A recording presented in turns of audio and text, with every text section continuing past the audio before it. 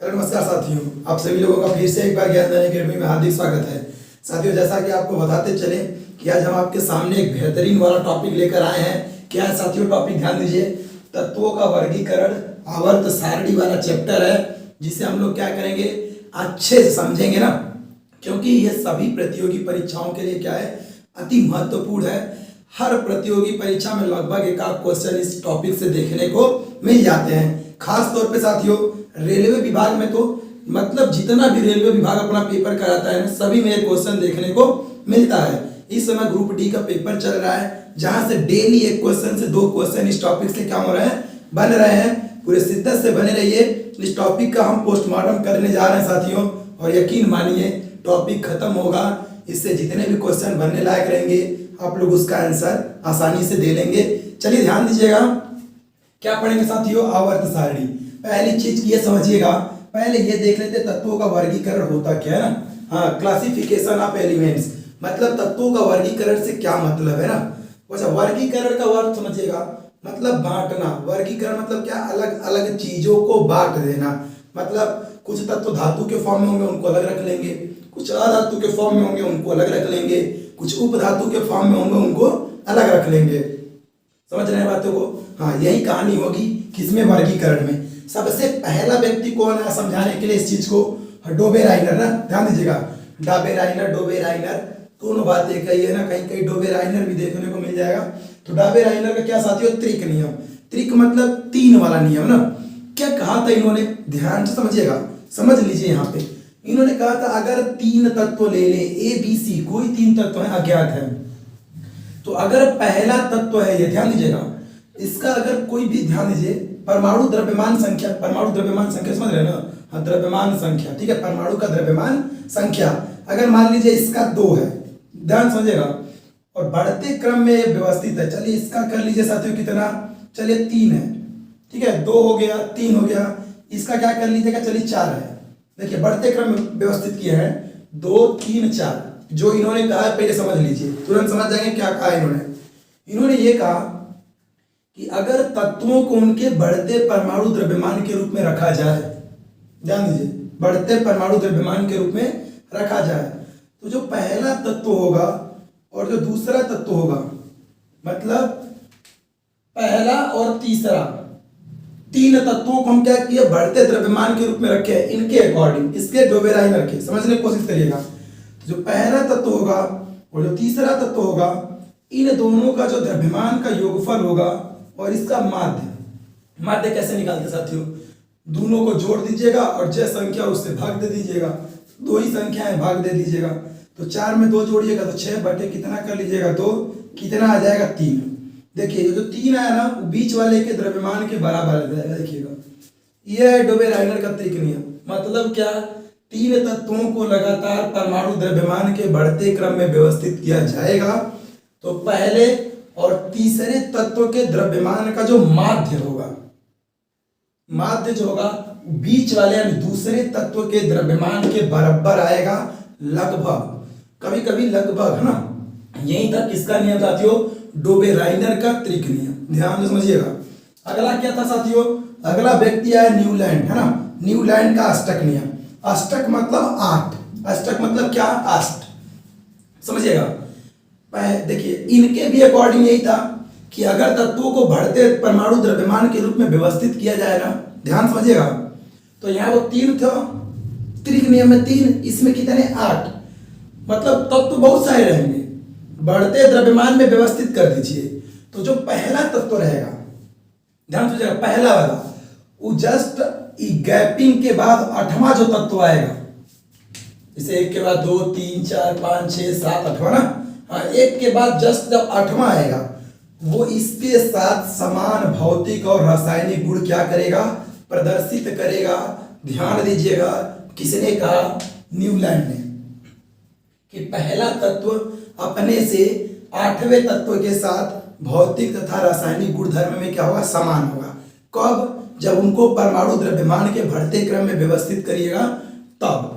ध्यान दीजिए, जब ये चीजें कुछ सही हुई ना, जब ये चीजें क्या हुई, कुछ सही हुई ना, तो मेंडलीव जी ने क्या किया, अपना आवर्त का नियम क्या किया, प्रस्तुत कर दिया सामने, जो सबसे इंपॉर्टेंट है। ठीक है। आवर्त सारणी की अगर कोई व्यक्ति नींव रखा तो कौन? मेंडलीफ ने। ध्यान दीजिएगा, नियम बहुत सारे बने बट नींव किसने रख दिया? मेंडलीफ ने। ठीक है, क्या था आवर्त सारणी मेंडलीफ की?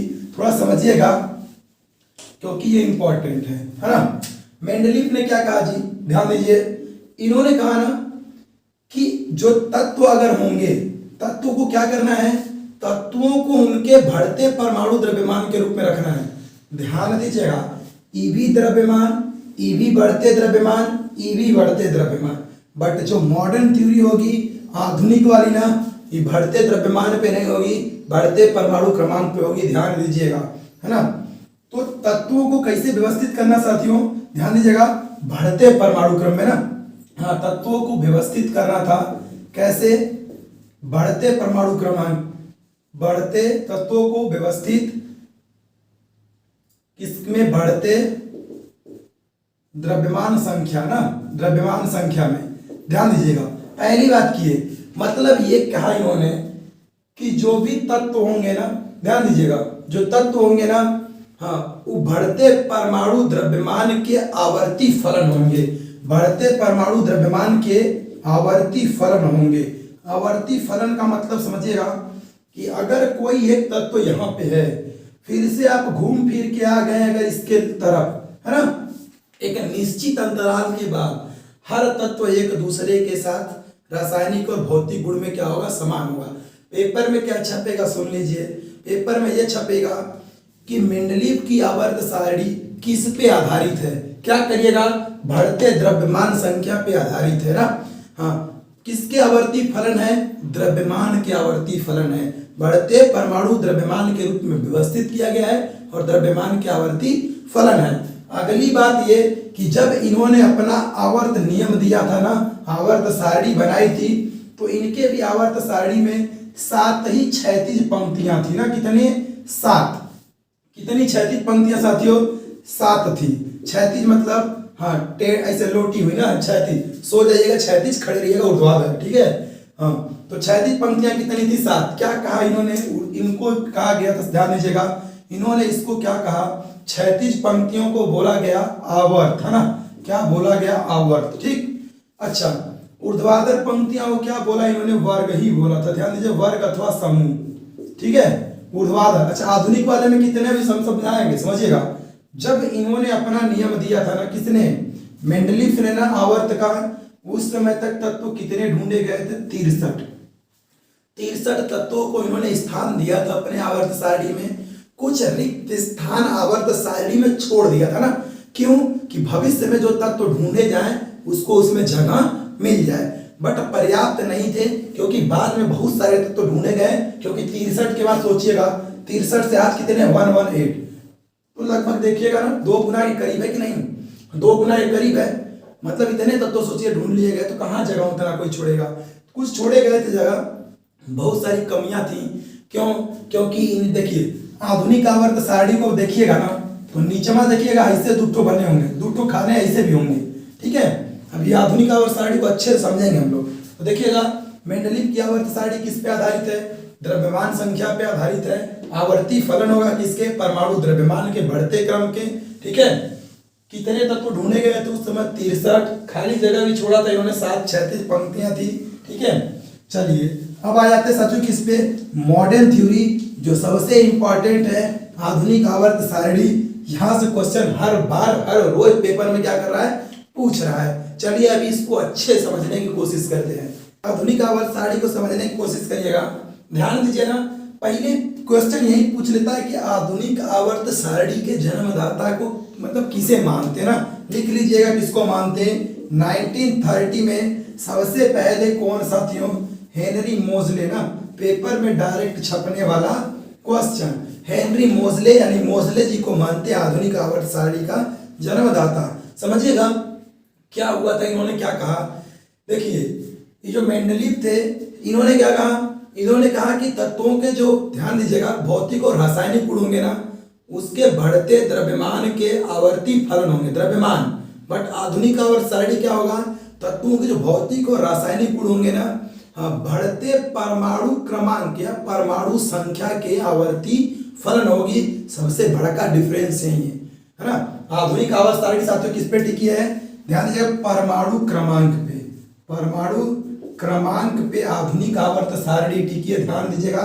इसके आवर्ती फलन होता है, मतलब ये कि अगर परमाणु क्रमांक के बढ़ते रूप में व्यवस्थित कीजिएगा ना, तो एक निश्चित अंतराल के बाद एक ही प्रकार के यानी एक ही रासायनिक गुण, एक ही भौतिक गुण के तत्व एक साथ मिलते हुए प्रतीत होंगे। ध्यान दीजिएगा, आपके सामने एक स्ट्रक्चर खींचे हैं मॉडर्न पीरियोडिक टेबल आधुनिक आवर्त सारणी की ना, देखिएगा।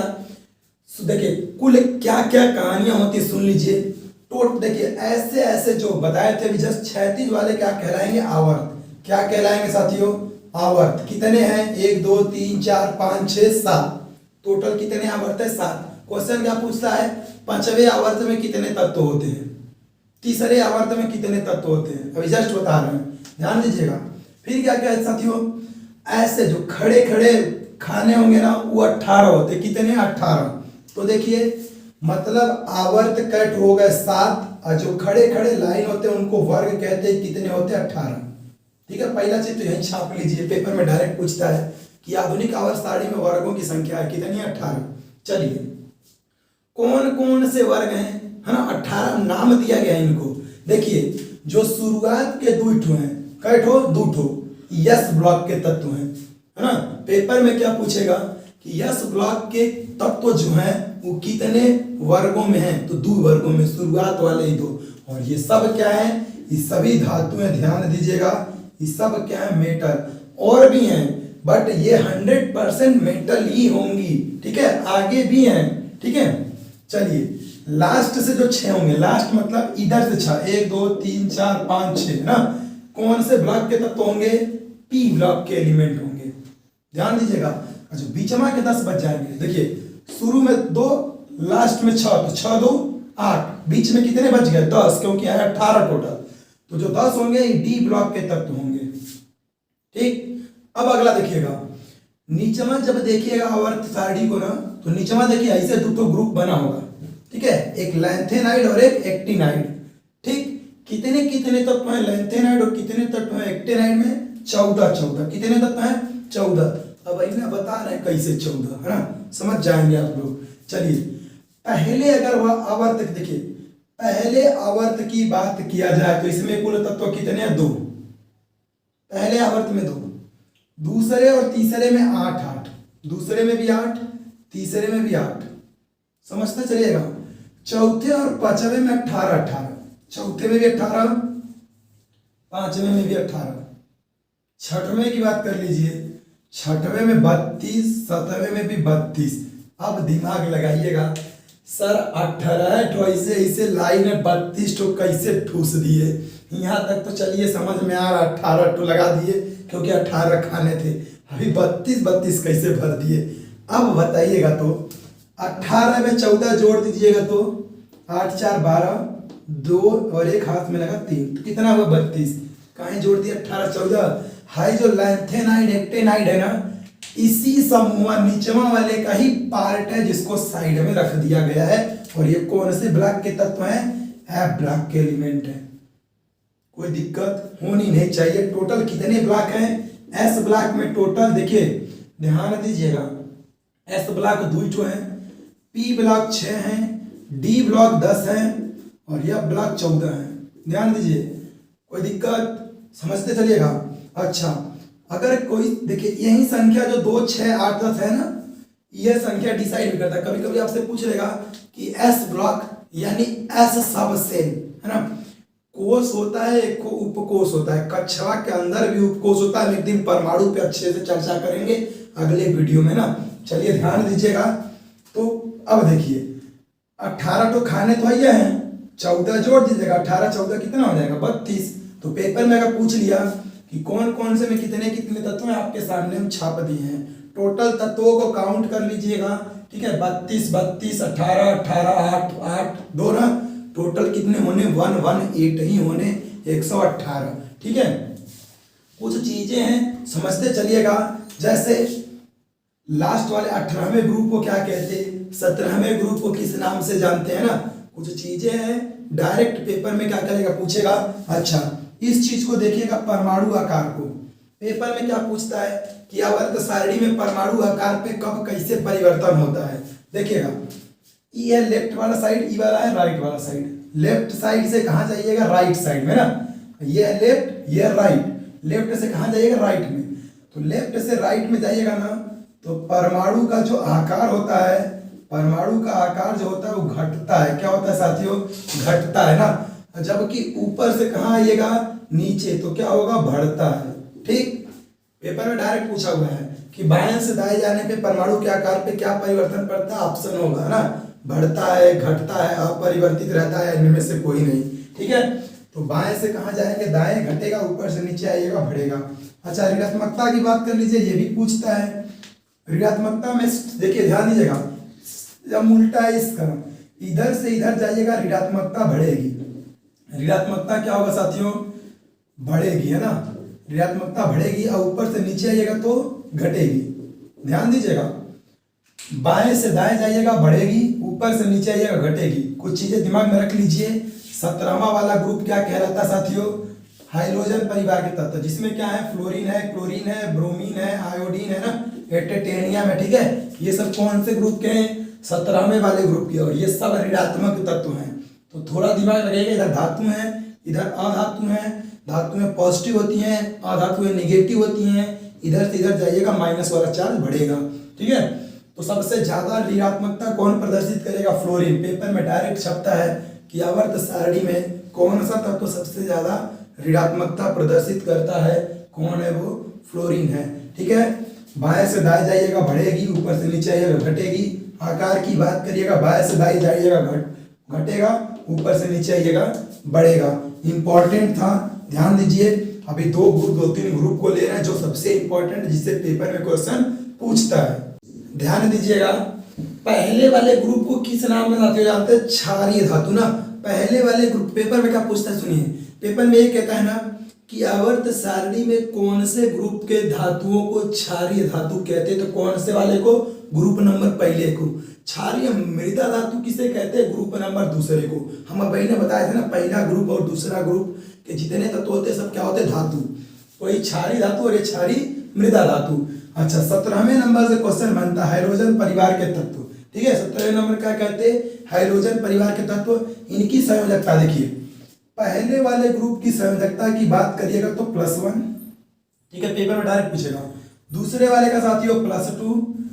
देखिए, 17वें वाले का साथियों -1 संयोजकता होती है। कितनी, -1 संयोजकता, क्योंकि ये एक इलेक्ट्रॉन किसी से छीन के अपना अष्टक क्या करते हैं, पूरा करते हैं। तो इसका साथियों 0। पेपर में पूछा है कि कौन से वर्ग की संयोजकता 0 होती है, कौन से वर्ग के, ग्रुप 18 के तत्व को, इसीलिए इसको शून्य वर्ग का तत्व भी कहते हैं। शून्य वर्ग के तत्व एक नाम, नोबल गैस एक नाम, अक्रिय गैस शून्य वर्ग के तत्व। ठीक है, उत्कृष्ट गैस से भी बोलते हैं। कौन सी गैस, उत्कृष्ट गैस, है ना। इतना नाम दिया गया कौन से वाले को, ग्रुप नंबर 18 वाले को। अच्छा, पेपर में इधर भी हाल में क्या पूछा था कि हाइड्रोजन परिवार के लिए, ठीक है, संयोजकता कितनी होती है, -1। ऑप्शन में नहीं है, 1 मार दीजिएगा, प्लस माइनस से यहाँ कोई मतलब नहीं है। ठीक, चलिए, ये इंपॉर्टेंट थे, आपके दिमाग में होना चाहिए। इसमें एक क्वेश्चन सबसे इंपॉर्टेंट आपको बताए थे, हाइड्रोजन परिवार के तत्व में फ्लोरीन क्या है, मोस्ट इलेक्ट्रोनिगेटिव एलिमेंट है कौन, फ्लोरीन। ध्यान दीजिएगा, ठीक है, पेपर में डायरेक्ट छपा हुआ क्वेश्चन है। और इसमें साथियों, इसमें हीलियम, नियॉन, आर्गन, क्रिप्टॉन, जेनान और साथियों रेडान ना, इंपॉर्टेंट है, समझिएगा, एकदम इंपॉर्टेंट है ना। जो आर्गन है बल्ब में प्रयुक्त की जाती है। ठीक है, बल्ब में प्रयुक्त किया जाता है, नाइट्रोजन भी है, आर्गन भी है। ध्यान दीजिएगा, जितने इंपॉर्टेंट टॉपिक्स थे कहाँ पे, आवर्त सारणी में हम आपके सामने प्रस्तुत कर दिए। अगर क्वेश्चन पेपर में पूछ ले तो गलती मत करिएगा। और अगर साथियों आपको ये क्लास पसंद आई हो तो वीडियो को लाइक और शेयर जरूर करिएगा। और अगर चैनल पे नए हैं तो चैनल को सब्सक्राइब कर लीजिए। हम इसी प्रकार के एकदम इम्पोर्टेंट टॉपिक आपके सामने लाते रहेंगे। मिलते हैं साथियों अगले वीडियो में, तब तक के लिए धन्यवाद। है।